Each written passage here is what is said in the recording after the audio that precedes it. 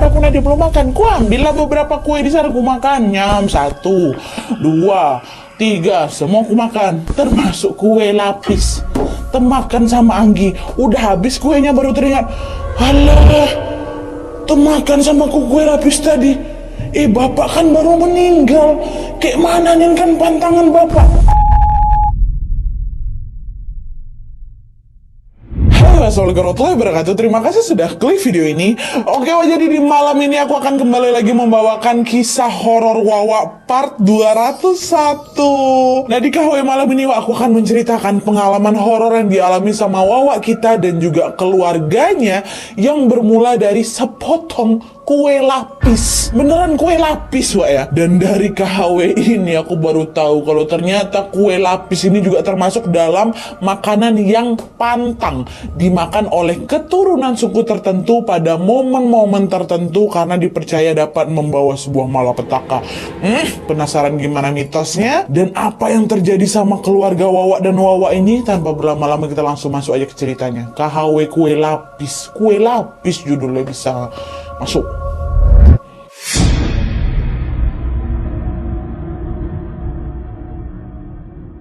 Oke, jadi cerita yang aku bawakan malam ini dikirim sama Wawa aku yang bernama Anggi dari Gorontalo. Halo Kak Anggi. Jadi pengalaman horor ini dialami sama Anggi dan keluarga besarnya pada tahun 2021 lalu. Jadi Anggi ini merupakan anak bungsu dari 3 bersaudara, Wak. Kakak pertama yang namanya Kak Sulis, kakak keduanya namanya Kak Desi, yang ketiga Anggi. Nah, Anggi, Kak Sulis sama Kak Desi ini tiga-tiganya sudah menikah dan juga sudah punya anak semuanya. Bahkan anak pertama nih, Wak, Kak Sulis ini udah punya anak juga namanya Galang. Galang ini pun sudah nikah sama istri yang namanya Vita. Ini ingat ya, berarti ini adalah keponakan iparnya Wawa kita, Vita nih kan. Iyalah, Galang ponakannya nikah sama ya itulah pokoknya gitu kan. Nah, keluarga Anggi ini, Wak, punya latar belakang yang cukup unik, di mana bapaknya Anggi ini bernama Pak Firman, itu merupakan keturunan suku Gorontalo yang masih kental kali dengan adat dan juga budaya khasnya Gorontalo. Nah, salah satu adat yang masih dipegang teguh sama Pak Firman adalah ketika ada keluarga yang meninggal dunia, mereka dilarang makan makanan yang berasal dari tanaman merambat kayak ubi jalar, singkong, ketela, dan lain sebagainya. Dan selain tanaman berambat, Wak, mereka ini juga dilarang makan makanan yang bentuknya berlapis-lapis. Kayak apa? Kue lapis. Nggak boleh. Kenapa dilarang, Nadia? Emangnya ada apa? Ya kan, bertanya lah, Wak, ini kan. Nah, menurut kepercayaan yang Pak Firman nih, Wak, ya, larangan makan makanan dari tanaman merambat dan juga makanan yang berlapis-lapis pada saat ada kerabat yang meninggal dunia adalah simbol agar perasaan duka yang sedang mereka rasakan ini tidak menumpuk, tidak berlapis, dan tidak merambat ke keluarga yang lain. Atau sederhananya kayak gini lah, kalau misalnya ada satu keluarga yang meninggal dunia, harapannya keluarga yang lain ini nggak ikut meninggal juga, kayak gitu, Wak. Dan Pak Firman ini nggak pernah bosan ya mengingatkan pantangan nggak boleh makan makanan gitu kepada anak serta cucunya. Bahkan, Wak, ya, ketika mamanya Anggi meninggal dunia, Pak Firman sudah pasti memberlakukan pantangan itu. Dia selalu bilang ke anak-anaknya, ayo ingat ya pesan Bapak, jangan ada yang makan kue lapis atau makan makanan dari tanaman merambat.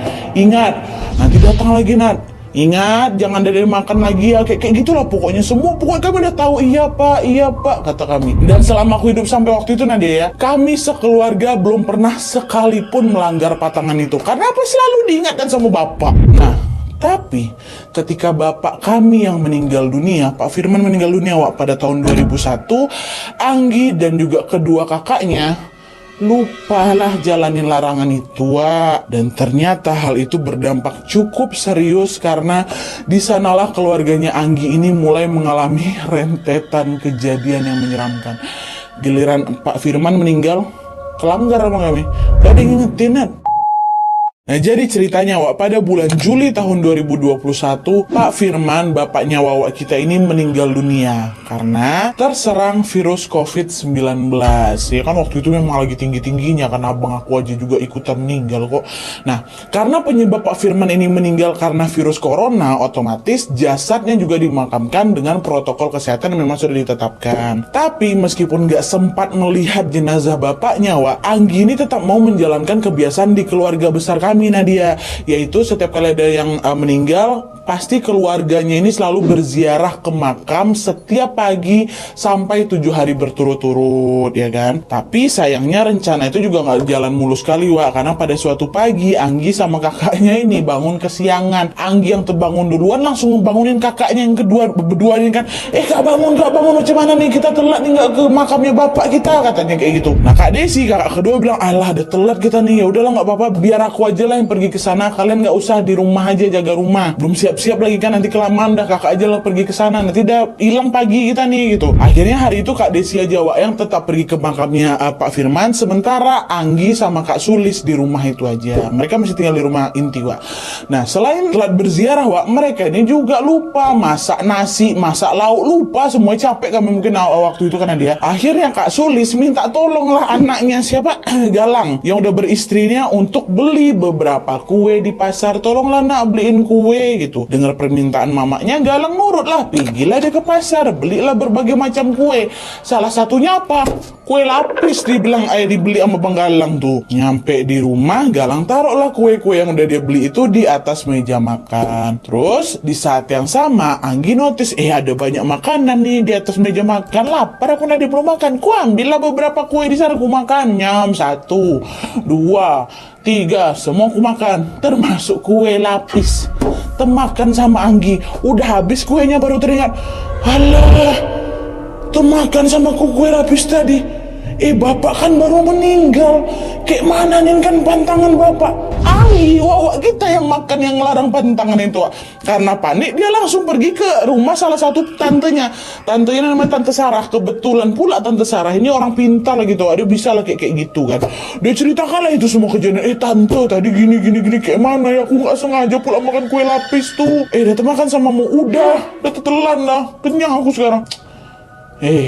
Ya udahlah, semoga aja nggak kenapa-napa ya sama keluarga kita. Udah kamu berdoa aja, kata si Tante Sarah ini.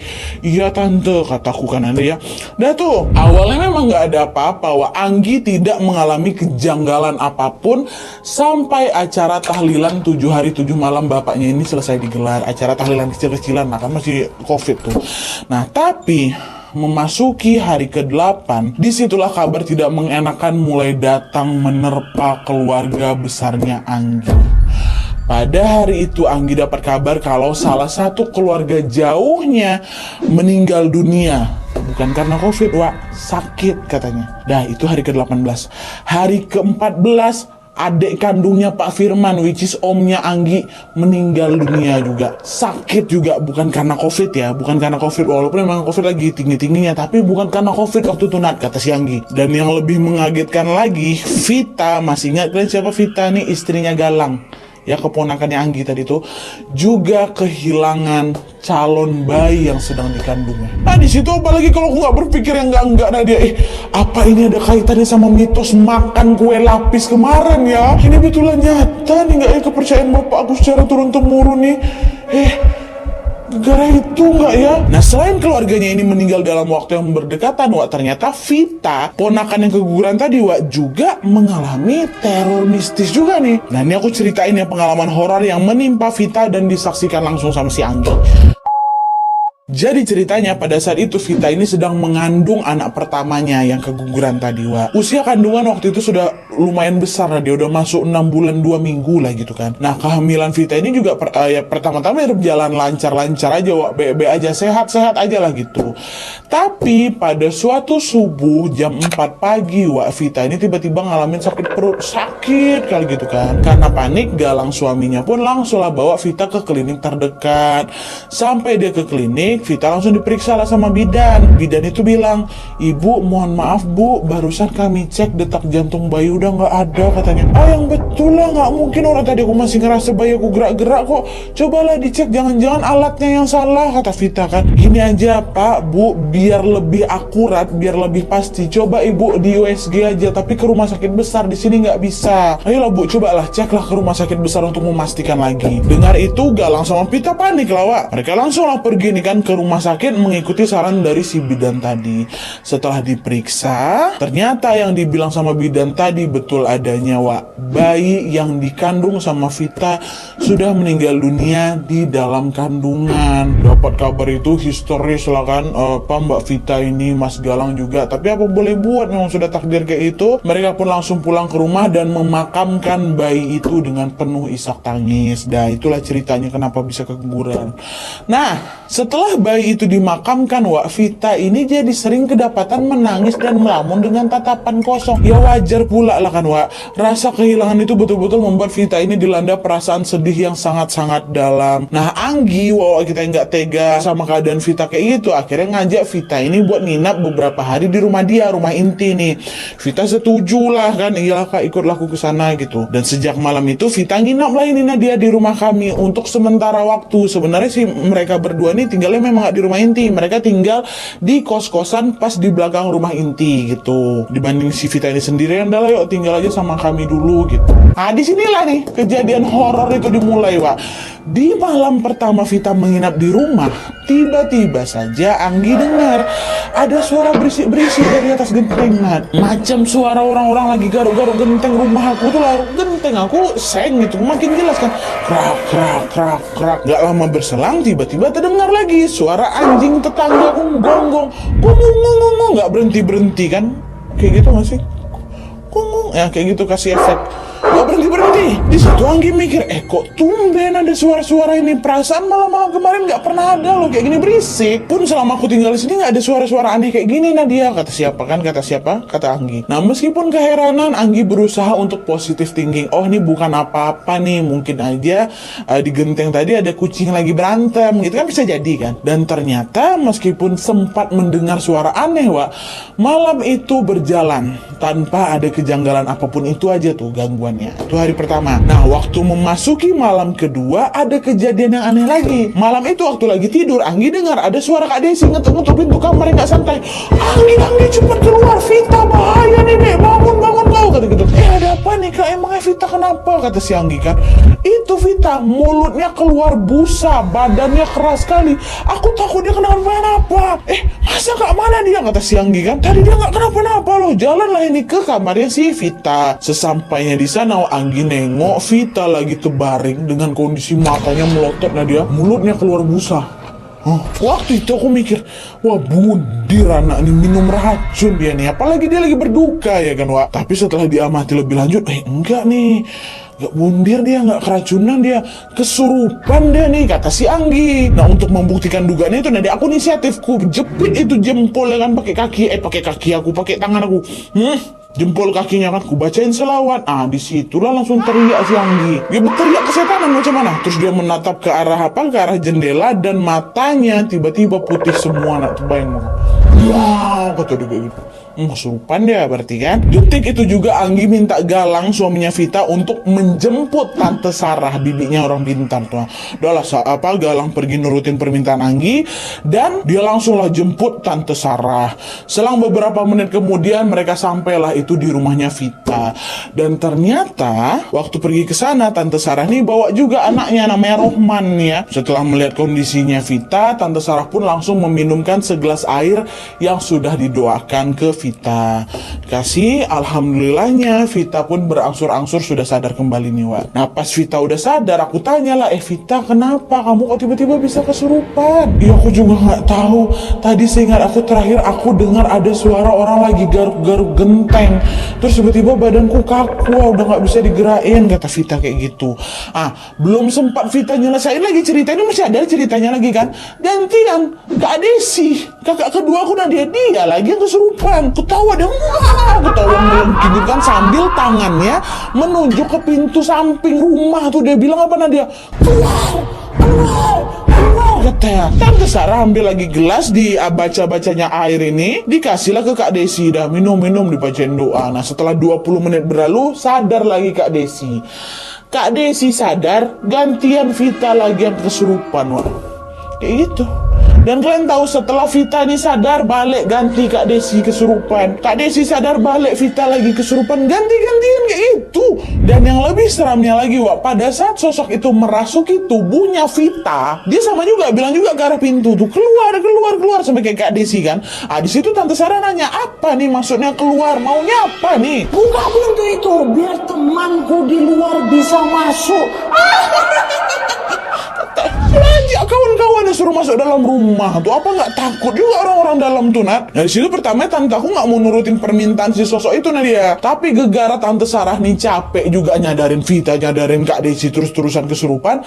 Akhirnya Tante Vita pun menuruti kemauan sosok itu, Wak. Oke, ini aku buka nih pintu ini. Tapi bentar, Anggi tolong ambilin tempurung kelapa sama korek api. Bawa kesini, kata dia kayak gitu kan. Oh iya Tante, bentar. Aku ambil lah itu, Nadia. Kasih depan dia. Nah, udah ya, udah siap ya. Oke, sekarang buka pintunya, kata Tante Sarah kan. Protes aku, Nan. Tante yakin dia mau dibukain pintunya? Katanya dia bawa kawan-kawannya. Nanti kayak mana kalau misalnya kesurupan mereka makin parah? Ya kalau misalnya mereka berdua aja, kalau kami juga ikutan kesurupan, macam mana Tante sendiri nanti? Udah, insya Allah nggak apa-apa. Nggak bisa masuk setan-setan tuh, udah kalian tenang, bantu doa aja, kata si Tante Sarah. Ini posisi Vita sama Desi masih ganti-gantian kesurupan nih kan, Wak. Nah karena Tante Sarah udah bilang kayak gitu, ya mau nggak mau aku turuti lah, aku sama Rohman nih, dia anaknya si Tante Sarah ini kan. Nah tepat di saat pintu itu dibuka, wah di situ aku memang nggak bisa nengok ya Nadia ya. Tapi waktu pintu tutup buka, disitulah bau busuk langsung buar menyebar dalam ruangan. Bau kali, tapi nggak ada wujudnya, Wak. Nah disitulah Tante Sarah langsung dibakarnya tempurung kelapa dengan korek yang dia pegang tadi, dah dibakarnya lah tempurung itu. Ngapain Tante Sarah? Lagi ritual, Wak. Dan ritual itu katanya bertujuan agar setan-setan yang tadi depan pintu tuh nggak mau masuk dalam rumah. Dan selain membakar tempurung kelapa, Wak, untuk menjaga supaya setan-setan depan pintu yang nggak nampak, nggak masuk, Tante Sarah tuh duduk dia di depan pintu tuh sambil nyalain rokoknya kan. Nah FYI di samping rumahnya si Anggi itu ada gang kecil gitu, lebarnya sekitar 3-4 meteran, yang dia ada gang gitu kan, ada kayak tembok lah gitu. Nah tegak sini kan sambil ngerokok nih Tante. Nah nggak lama kemudian, Wak, Tante Sarah bilang, Astagfirullah, banyak kali yang ngincar Vita, katanya gitu. Apa Tante? Banyak Tante, kataku, karena dia penasaran lah aku. Nah menurut penglihatan Tante Sarah, Wak, wujudnya memang macam-macam. Ada perempuan, rambutnya panjang, matanya merah. Ada sosok kurus kering, tapi tingginya kayak 15 meter tuh. Ada sosok kepala buntung, ada yang botak, ada. Nah waktu Tante Sarah lagi nyebutin sosok-sosok tadi, tiba-tiba ceritanya terputus kan. Ada terdiam dia Tante lain langsung kan. Waktu ucapan yang terputus itu, Tante Sarah lupa langsung teriak, Wak, karena gitu. Kalian mau cari apa? Kata, jangan ganggu anak ini. Kalian mau pulang sendiri atau aku yang antar pulang? Kalau aku yang antar pulang, kalian nggak bisa pulang ke tuan kalian loh. Wah Tante Sarah, Wak, ngakak seolah-olah sedang menertawakan setan-setan tadi. Nah dia, disitulah waktu ku tengok, apa Tante Sarah nih tadi dia garang kali ya kan, ini kenapa dia tiba-tiba ketawa nih. Belum sempat Anggi memahami maksud Tante tadi, Wak, Anggi dibuat terkejut ketika ku tengok Tante Sarah yang tadinya duduk depan pintu lagi mendeskripsikan setan-setan apa di dalam di luar sana tuh, tiba-tiba melompat dia ke gang kecil di samping pintu tuh, melompat betul-betul melompat kayak gitu loh, Wak. Dan habis melompat Tante tuh berjalan dengan posisi ngerangkak macam hewan berkaki 4 dekat samping gang itu, macam harimau. Karena memang Anggi semuanya dengar si Tante ini mengaum-ngaum dia. Disitulah aku yakin, kesurupan harimau ini Tante, kata si Anggi. Astagfirullahaladzim, Tante Sarah kesurupan tolong nih, kayak mana nih. Nah denger itu Rohman, anak Tante tadi, langsung lah juga berlari ngejar mamanya, nyusul nanti terkabur pula mama aku kan.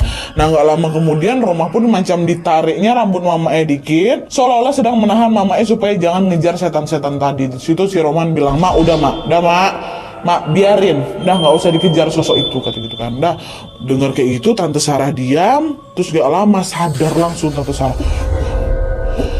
Buatkan mama kopi dulu cepat, kopi hitam, kata si Tante Sarah. Anggi langsung bilang, udah tante, diam di situ, biar Anggi yang bikin. Larilah aku ke dapur karena dibanding Rohman nanti terlepas aku nggak bisa jaga tante Sarah. Nah pas aku lagi bikin kopi, ini belum selesai nih Wak ya.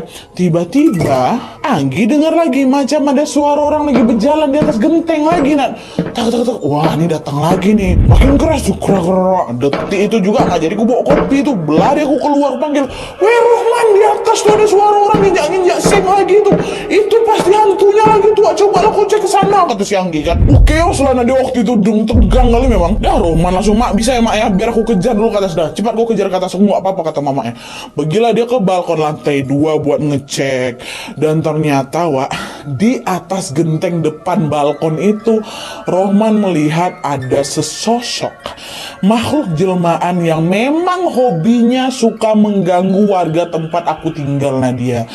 Dan makhluk itu dikenal dengan nama Pongo. Apa tuh Pongo, Wak? Jadi Pongo itu sebenarnya Pongo ini kuyang, Wak, kata Anggi ya. Jadi orang Gorontalo kata Anggi bilangnya Pongo bukan kuyang. Bentuk Pongo tuh persis sekali kayak kayak uyang pula, kayak kuyang. Ada kepalanya terus ada organ dalamnya bergelantung gitu. Dan Pongo ini juga berbahaya, Wak, karena mereka sering sekali mengincar korban dengan cara menghisap darah mereka. Nah nyadar ada Pongo di situ, Rohman langsung bilang, "Ma, ada Pongo, Ma. Lagi ngincar sesuatu dia nih. Cepat kau ambil sapu lidi, 7 helai biar aku yang ngusir dia," kata Tante Sarah kan. Setelah mendapatkan lidi itu, Tante Sarah nih yang gantian naik ke lantai 2 buat ngusir si Pongo itu. Di situ Tante Sarah langsung bilang, "Oh jadi kau tuan dari setan-setan yang datang tadi ya? Pergi nggak, oh? Pergi, jangan kau incar anakku di sini," katanya. Vita maksudnya kan. Tapi Pongo tuh justru macam nggak peduli apa yang dibilang sama Tante Sarah. Nah dia masih terus kayak melayang gitu di atas genteng, macam nggak mau pergi. Karena diucapin baik-baik nggak berhasil ya kan, nggak nurut dia. Tante Sarah itu dipukul lah. Dipukulnya lidi tadi ke Pongo, tak dikeprek 3 kali kan. Dan disitulah Wak, Pongo yang semula dalam posisi terbang jatuh dia, tapi nggak jatuh ke bawah tanah, Wak, dia jatuh ke genteng depan rumahnya si Anggi. Jadi ada genteng lagi kan, tadi lantai 2 kan, jatuhnya di genteng lantai 1 berat. Dan untuk kesekian kalinya Tante Sarah menyuruh si makhluk itu pergi nggak kau, masih batu dia nggak mau pergi dia, digeletakkan aja lah tubuhnya kan, jatuh dia itu geletaknya tuh kayak gitu. Oh nantang gue ya, kalau kau nggak mau balik mati di sini, kau nggak bisa balik nanti kau ke dalam badanmu. Kalian masih ingat kan kalau kuyang kemarin, cerita kuyang itu, kuyang atau Pongo ini sebenarnya kan jelmaan manusia kan, Wak, jelmaan. Ya kalau dia mati sih nggak bisa dia balik ke tempat apa tuh. Nah diancam kayak gitu baru sosok itu terbang dan dia pergi deh. Pas si Pongo itu pergi, barulah kesurupan yang melanda Vita dan Kak Desi menghilang dengan sepenuhnya. Nah sampai di sini mungkin ada yang penasaran, kenapa Vita sama Desi ini kesurupan? Nah dia kenapa yang lain baik-baik aja? Ada Galang, ada aku, ada Anggi kan, Kak Sulis, ada siapa apa segala macam, kenapa nggak kenapa-napa? Nah berdasarkan penjelasan dari Tante Sarah, Wak, yang orang pintar ini, Vita ini sengaja diincar sama Pongo karena kondisinya sedang melemah. Kan baru berduka, ditambah lagi Vita ini sedang dalam masa nifas, dimana darah nifas itu senang kali sama Pongo, Wak. Nah tuh kalau Kak Desi kenapa, Nat? Kalau Kak Desi sebenarnya dia ini bukan target utama, tapi lagi sial aja, Wak, gegar waktu itu dia lagi haid dan kondisi tubuhnya juga sedang melemah gitulah, jadilah dia ikut diganggu juga. Nah kalau seandainya kurunut lagi dari atas nih, Nadia ini kata Anggi ya, kalau kurunut dari atas nih Nadia, segala gangguan yang dialami sama Vita sama Kak Desi itu berawal dari aku yang melanggar aturan makan kue lapis. Itu kata si Anggi, Wak. Entahlah ini kebetulan atau memang ada kaitannya dengan kue lapis, tapi yang jelas tidak lama setelah Anggi makan kue lapis kan Vita kehilangan calon bayinya, Wak. Karena kehilangan bayinya kondisi Vita jadi melemah, jadilah itu dia incaran Pongo. Jadi bisa dibilang kisah ini macam domino efek gitu loh, karena saling berkaitan satu sama lain. Bermula dari satu kesalahan, ternyata dampaknya merembet kemana-mana. Nah jadi itu tadi, Wak, kisah horor yang dialami sama Anggi dan juga keluarganya yang bermula dari sebuah mitos kue lapis. Terlepas dari benar atau tidaknya mitos tentang kue lapis itu, tapi yang jelas kejadian ketika Vita sama Desi diganggu sama sosok Pongo itu memang betul-betul terjadi, kata Jawa. Anggi juga bahkan ngirim dokumentasi pribadinya ke kami. Ya percaya nggak percaya, aku kembalikan lagi ke kepercayaan kalian masing-masing ya. Dan kalau misalnya ada nih Wak Gorontalo di sini yang juga pernah mendengar soal mitos ini, apakah mitos ini juga kalian percaya percaya di sana? Atau mungkin kalian juga pernah punya pengalaman mistis serupa gara-gara makan pantangan ini kue lapis atau tanaman-tanaman berambat itu, Wak? Kalau emang ada, tolong tambahin aja ceritanya di kolom komentar di bawah, Wak, ya. Oke, Wak, jadi sekian dulu videonya. Terima kasih banyak yang sudah menonton. Kalau kalian suka video ini, klik like-nya. Jangan lupa komen di bawah tidak ada dan syarat-syarat untuk video selanjutnya. Jangan lupa nyalain notifikasinya supaya kalian tahu kalau mau upload video baru. And as always, jangan lupa untuk klik tombol subscribe supaya kalian sama-sama tahu informasi menarik dan menegangkan dari channel aku. See you next video, Wak. Bye.